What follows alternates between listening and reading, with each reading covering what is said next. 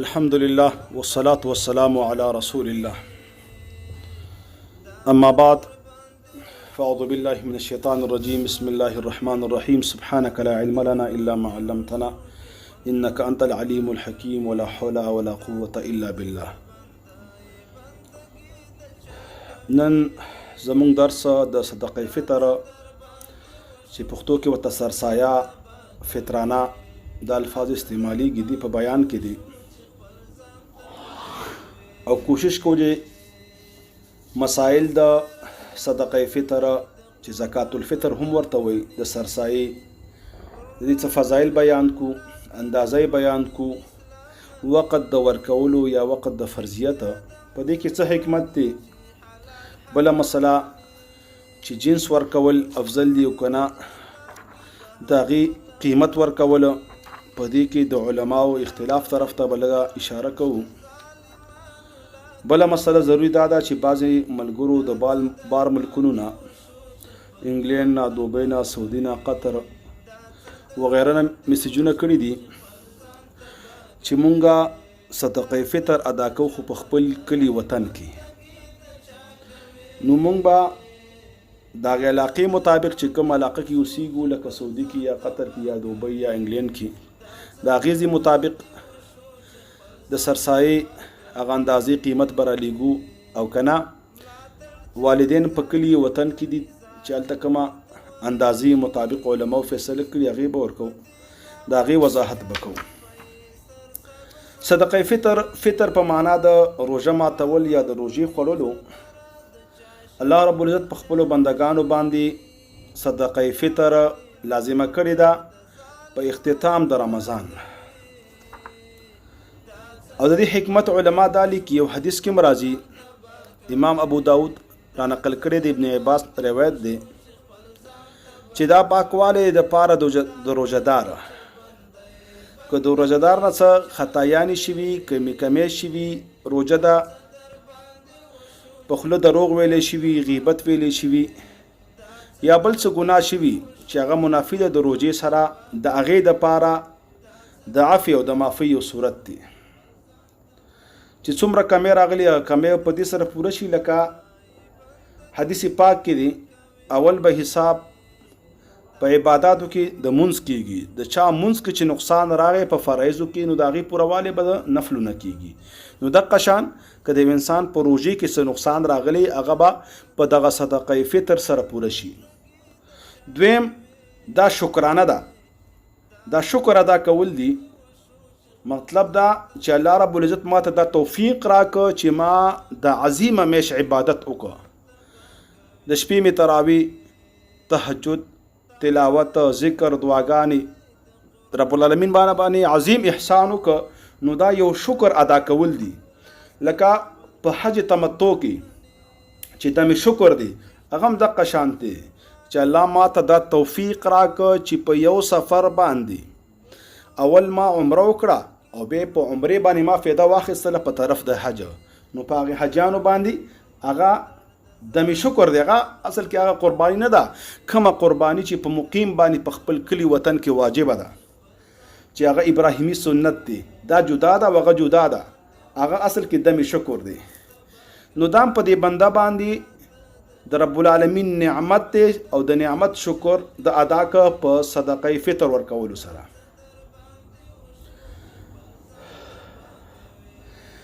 بل علما لیکي صدقه فطر په چا باندې واجب ده نو په دې کې یو موقف د احناف علماو دی هغوی دا فرمایي چې یو انسان د نصاب په اندازه مال مالک شي د په ملکیت کې د نصاب هغه نصاب چې زکات کې معتبر کیږي د هغې تفصیل په بحث د زکات کې تاسو ته تیر شوی و چې هغه 2.5 تولې چاندي قیمت دی لیکن دومره دا چې په زکات کې حولان حول د کال تیریدل شرط دی لیکن دا شرط په فطرانه کې عند الاحناف نشته. عام علما دلته دا فرمایي ائمه ثلاثه چې صدقه فطر په هغه چا لازمه ده چې هغه سره د یو ورځ دوه ورځې نان نفقه د خپله د اهل د بچو وي دا کسانو چې په د باندې لازم دی د هغوی نفقه، د هغې نه ورسره څه زیاتي پیسې، نو لازم دی په د باندې چې دا صدقه فطر ورکړي، ځکه فایده به دا وشي چې کم کمی راغلی دی په روژې کې هغه به پوره شي. فایده به دا وشي چې د الله په د باندې یو نعمت وکړه، دا به د هغې شکر ادا کړي. نو جمهور علما او بیا د سعودي علما دا لیکي یو انسان تنخوادار دی، نو څه پیسې د تا پاتې شوي، نو په کار دا چې دا صدقه فطر ورکړي او کم نه کم ورکړي. لکه د غنمو قیمت په دې وخت کې کم دی، د دې وضاحت به کوو. د غنمو د قیمت مطابق یا هغه جنس غنم ساع یا نیم ساع د احنافو په نسبت باندې هغه ورکړي. بیا دا علماء لیکلي دي خیر دی که بل چا ته صدقه فطر پیش کړه، دا دی هغه نه والي په دې کې به دا ګناهګاري کې نه، د هغه به صدقه وشي، لیکن د به پورا اجر او ثواب کیږي. دویم صدقه فطر کله واجبېږي؟ نو علما فرمایي چې د اختر په ورځ د صبح صادق نه بعد واجبېږي. لہذا فقهای احناف لیکي که څوک د اختر ورځ نه مخکې مړ شو نو هغه باندې صدقه فطر واجب نه ده. په وارثانو باندې لازم نه دي چې د دې میت د مال نه صدقه فطر ورکړي. او دویم مسله بعض علما دا لیکي کوم ماشوم چې د اختر په شپه صبح صادق او پښمنی نه مخکې پیدا شو، په پلار باندې لازم دی چې د سرسایه ورکړي. او که چېرته د صبح صادق نه بعد پیدا شو، د رمضان میاشت ختمه شوه، دا خو د اختر ورځ ده، دا خو شوال شروع شو، نو بیا په ده باندې دا لازم نه دي. دومره ده چې د عثمان رضی الله تعالی عنه یو قول دی، د بعض سلفو نه هم منقول دی چې هغوی به دا فرمایل چې مونږه بهتره ګڼو دا چې مونږه د هغې حمل نه هم سرسایه او فطرانه ورکو، کم چې د مور په خیټه کې دی د 3 میاشتو یا د 4 میاشتو دی، هغه به 2-3 میاشتې 4 میاشتې پس پیدا کیږي. بهتره ده چې مونږ د هغې نه هم فطرانه ورکو، دا به مونږ خوښه ګڼه. که چا ورکړه نو بهتره ده، د دنه ادا کیږي، رب العالمین به تریر اجر ورکړي. به صدقه فطر کې بل مسله لازمی دا چې دا کله ورکړي شي. نو فقهای احناف دا فرمایي چې رمضان شروع شو نو دا ورکولی شي، لکه زکات دی په ایډوانس کې هم ورکولی شي. د احادیثو نه ثابت دی، د علي کرم الله وجهه قول دی. ابن عباس تپوس کړی چې زه خپل مال زکات مخکې ورکولی شم، نبی علیہ السلام ته اجازه ورکړه. او بل روایت دی چې نبی علیہ السلام یو ځل د ابن عباس نه د 2 کالو مخکې په ایډوانس کې زکات واخیسته. نو دلته په دې مقام کې احناف وی اگر چې د وجوب وخت د اختر ورځ ده په اختتام د روژې او روژې چې پوره شي په هغې باندې لازمیږي، لیکن که مخکې نه ورکړي دا بهتره ده. لیکن عام علما په دې کې وایي چې لازمه ده د انسان باندې چې د اختر د مانځه نه مخکې د اختر په ورځ باندې ورکړي. اون دومره ده چې په یو حدیث کې راځي، ابو هریره رضی الله تعالی عنه هغه داغه نه نقل دی چې نبی علیہ الصلوۃ والسلام فرمایي چې یومین یا 3 ایام، یو یا 3 ورځې، یومین یا 3 ایام، 2 ورځې یا 3 ورځې. او یو روایت کې د یوې ورځې ذکر هم شته چې نبی پاک علیه الصلوۃ والسلام فرمایي چې تاسو یو یا 2 ورځې مخکې هم دا ورکولی شي. لکه حدیث امام بخاری راخسته دی، ابن عمر رضی الله تعالی عنہ فرمای کانوا یعتونها قبل الفطر بیوم او یومین. مونږ به دا ورکوله په دور د نبی پاک علیه الصلاۃ والسلام کې یو ورځ یا یو ورځ مخکې. نو بهتره او افضل دا ده چې ته ځان سره فقرا او غریبان د اختر په خوشحالۍ کې شریکې، چې ته د اختر په آخري ورځو کې ورکې. به دومره ده چې دا به ته ورکې د اختر د مانځه نه مخکې. ځکه د ابو داود حدیث ته ابن عباس نه منقول دی، من اداها قبل الصلاة فهي زکات مقبوله. دا بالکل مقبول دی، فطرانه ده او قبول کړی شوی ده. لیکن ومن اداها بعد الصلاة فهي صدقه من الصدقات، چې د اختر نه رستو کړه، د اختر مونږ بعد نو به د عامه صدقه شوه. دې ته هغه لوی درجه نه ده چې کوم درجه د فطرانه ده.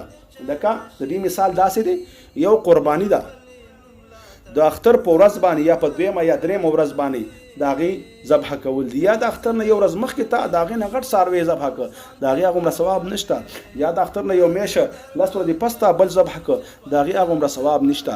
د صدقې فطر چې کوم ثواب دی دا د روژې اخري ورځ 28 باندې یا 29 باندې یا د اختر په ورځ باندې، لیکن د مانځه نه مخکې به ادا کړي چې فقرا مساکین تا سره په اختر کې شریک شي، هغوی خپلو بچو ته چې کوم ضروریات دي هغه برابر کی او هغوی ته احساس د غربت او د فقر په دې کې ونه شي. اختر دی چې اختر د هغوی ښایسته شي. بله مسله او ضروري مسله په دې کې دا ده چې صدقه فطر د خپلو نابالغو بچو نه ورکولی شي او دا صحیح ده. د بالغ بچو نه صدقه فطر ورکول جائز دي، ادا کیږي، لیکن لازم نه دي. بله مسله په دې کې دا ده چې صدقه فطر چاته ورکولی شي. پرشتي کې اصول او فروع چې کوم ستانه پیدا دي، که بچین وسې او چانه چې ته پیدای والد او نیکه ور نیکه څومره چې مخکې ځي دوی ته نشي ورکولی. رور ته، خور ته، تره ته، ماما ته چې ستانه بیل وي جدا اوسیږي، نفقم یو ځای نه ده، خرچم یو ځای نه ده، جدا اوسیږي، نو هغه ته ورکولی شي.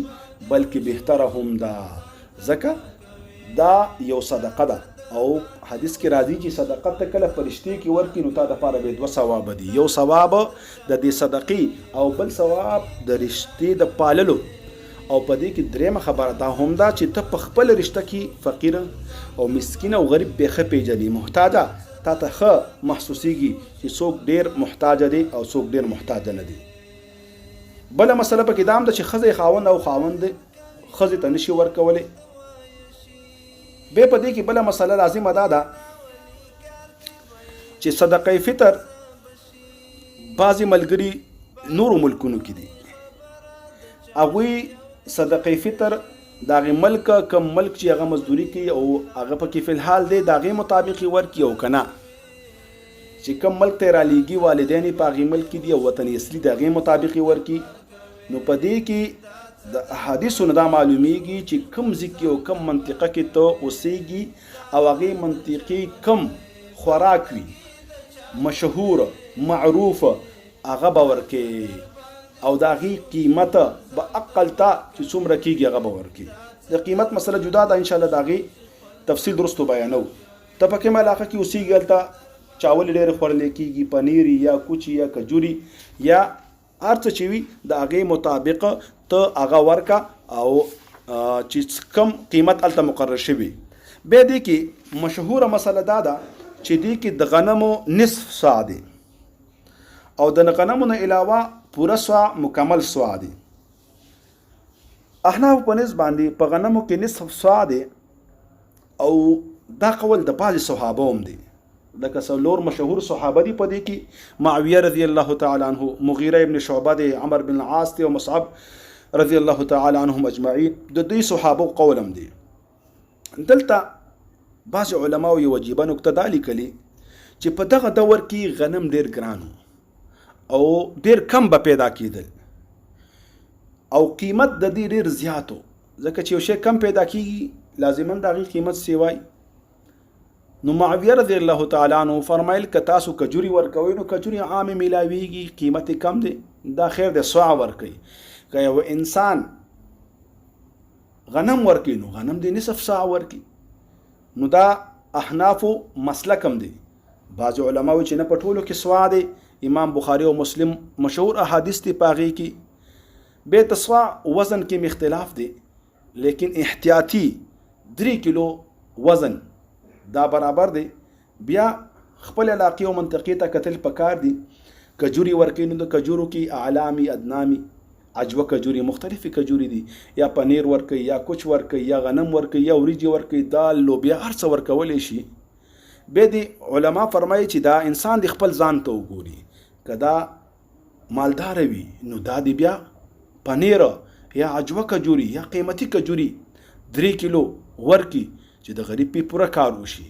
که دا متوسط وي نو متوسط اندازه هغه شی دی ورکی، او که دا غریب وي نو بیا د نصف سوه یا یو سوه د غنمو نه ورکی.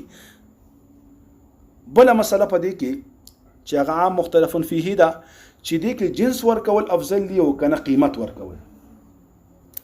نو احناف علما دي چې وایي چې دا قیمت ورکول انفع للفقراء دي کې فقراء ته ډیره فایده ده او فقیران ته فایده ده وشي چې دا هغوی څه ته ضرورت وي نو هغې مطابق به خپل ضرورت فقیران پوره کړي. که هغه بیمار لري نو خپله بیماری به په دې باندې برابره کړي، که هغه پیزار ته ضرورت دی پیزار به پې برابر کړي، که هغه نور څه داسې اسباب دي چې د هغه ورته ضرورت دی نو په قیمت باندې هغه ښه کېږي. او که ته ورته جنس ورکړي نو بیا به هغه مجبوره کېږي د خبرې ته چې هغه خرڅ کړي مارکیټ کې، او چې په کوم ریټ تا اخیستی نو لازمه ده چې په هغې ریټ باندې خو د ده نه څوک په مارکیټ کې هغه شی نه اخلي، نو بیا دا تاجر ته خو فایده شوه دکاندار ته، لیکن مسکین او فقیر ته به کې بیا نقصان شو.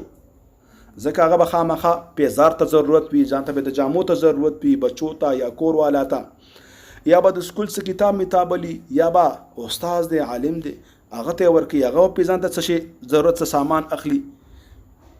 نو په کار دا احناف علما وي چې قیمت ورکړي شي. لیکن د سعودي علما دا فرمایي چې نه، احادیثو کې جنس منقول دی، صحابه او جنس ورکړي دي، غنمې ورکړي دي یا کجوري ورکړي دي یا پنیر ورکړي دي یا کوچ ورکړي، د هغې مطابق صدقه فطر ورکول لازم دي او قیمت ادا کېدل په دې کې نه صحیح کېږي. ابن باز هم دغه فتوه ده.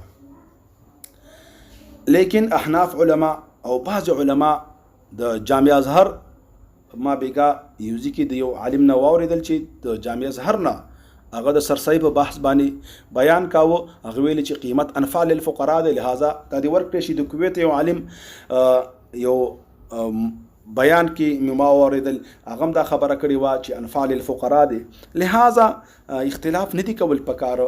که چاته دا بهتر ښکاري چې جنس ورکم جنس دی ورکي، او که ته دا بهتر ښکاري چې در قیمت ورکوم د انفع للفقراء دی، فایده ده او مفید دی، فایدهمند دی د غریبانو مساکینو دپاره، هغه په خپل ضرورت پوره کړي، هغه په خپل حاجت پوره کړي، نو هغې مطابق دی هغه ورکړي، په دې کې څه نقصان نشته. بله مسله په دې کې چې عام بیانېږي او خلک ډېر زور هم ورکوي چې امام ته او د جماعت مولا ته ته صدقه فطر نشي ورکولی په اجرت کې، دا خبره ورسره کوي. لیکن یو خبر یاد وساتئ، صدقه فطر یا زکات دا د فقراو شی دی، د غریبانو شی دی. مولا چې کله مالدار هغه کله ستا سرسایې ته او ستا فطرانې ته لاس نه نیسي. چې کله مالدار هغه به خپل صدقه فطر ورکوي، لیکن په زور او شور سره دا مسله بار بار بیانول چې دا د مولا حق نه دی او مولا ته نه دی ورکول پکار، دې مسلې ته داسې رنګ ورکول او داسې زور ورکول مناسب نه دي. ځکه اکثره موږ ګورو د علما د مدارس استادان د جماعت مولیان غریبان وي، دی د سرسایي حقدار وي، نو بالکل ورکول جایزه بلکې اولا او بهتر دي.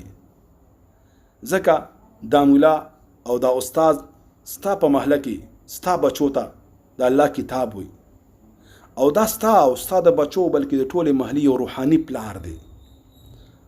دا ستا په نکاح کې، دا ستا په جنازې کې، دا ستا د بچو په خدمت کې چې درس قرآن ورته کوي، درس حدیث ورته کوي، د مونځ تذکره ورسره کوي، دغه شان قاعده ورته پړاوي، په دې کې دا مصروفه وي. او دا چې کومه تنخوا وي هغه هم ډېره کمه وي. اکثره جماعتونو کې تنخواګانې یا 6,000. یقین وکئ تاسو خپل هم ځان ته لږ سوچ وکئ چې په دې 6,000 باندې میاشت نه افتم نه تېرېږي. مشهوره واقعه ده، ابوبکر صدیق رضی الله تعالی عنہ چې کله خلیفه شو نو روان شو بیا سبا باندې خپل کار ته. عمر فاروق ته په مخې ته راغی چې دا څه کوي، دا فیصلې به څوک کوي، د قوم خدمت به څوک کوي، ته خو اوس امیري، خو زما بچي به څه خوري. ښه خبره یې وکړه، موږ دپاره پکې درس دی. نو بیا هغوی د بیت المال نه هغه دپاره هغه تنخوا چې د هغه دپاره بس وه، هغه دپاره کفاف او پوره وه، هغه مقرره کړه. هغې تفصیل کې نظم، لیکن مونږه عالم ته مولا ته د مسجد امام ته دومره تنخواه نه ورکوو چې د هغه ټوله میاشت په هغې باندې پوره شي، د هغه د کال خرچې پې پوره شي، هغه باندې خدای مکه مرض راغی، د هغه د بچي واده راغی، د هغه د لور واده راغی، د هغه نور ضروریات دي هغه په هغې باندې پوره طریقې سره نشي پوره کولی. لہذا اول خدا درخواست دی چې تنخواه ورته زیاته کړي. دویمه خبره دا ده صدقه فطر فقیر ته ورکا، مسکین ته ورکا، لیکن عالم استاد ستا د جماعت مولا فقیر دی نو هغه ته ورکولی شي، بالکل بهتر دی دا اولاده، او په دې باندې به رب العالمین تا ته ډېر اجر درکوي.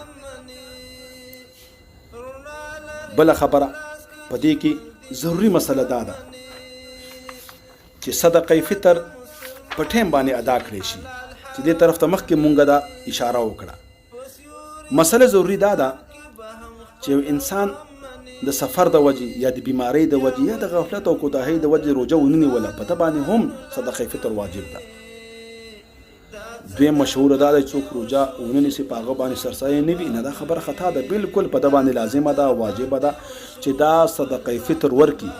او صدقه فطر که ده دا روژې ونه نیولې د مرض د وجې نه، د هغې نو بیا دوباره فعدة من ایام آخر بیا به روژې ونیسي، او که دا شیخ فانی او ډېر کمزوری ضعیفي نو د هغې به بیا فدیه ورکي، نو هغه جدا مسله شوه. دا څو خبرې وي، الله دې وکړي چې په دې باندې مونږ عمل وکړو او صدقه فطر ورکو، په ټیم باندې ورکو، د الله د رضا دپاره یې ورکو. بل دا دی چې په اعمالو کې د ټولو نه اهم شی او ضروري شی هغه نیت دی، چې مونږ دا نیت وکړو چې یا الله دا خالص تا رضا دپاره ورکوم، او یا الله تا زما نه ته قبول کړي، او دا عمل زما اگر چې ډېر کمزوری دی لیکن ستا فضل عظیم دی، ستا مهرباني ډېره ده، د خپل عظیم فضل د وجې نه، د کرم د وجې نه، د مهربانۍ د وجې نه زما دا روژې قبول کړي او زما دغه سرسایم قبول کړي. دا څو مسلې وي، رب العالمین دی اول په دې باندې ما ته عمل کولو توفیق را نصیب کړي. بیا دې ملګرو ته چې کوم ناست دي او دا ملګري دا خبرې اوري، رب العالمین دی په دې باندې مونږ ته د عمل کولو توفیق را نصیب کړي. وصلی الله تعالی علی خیر خلقه محمد وعلى آله وصحبه.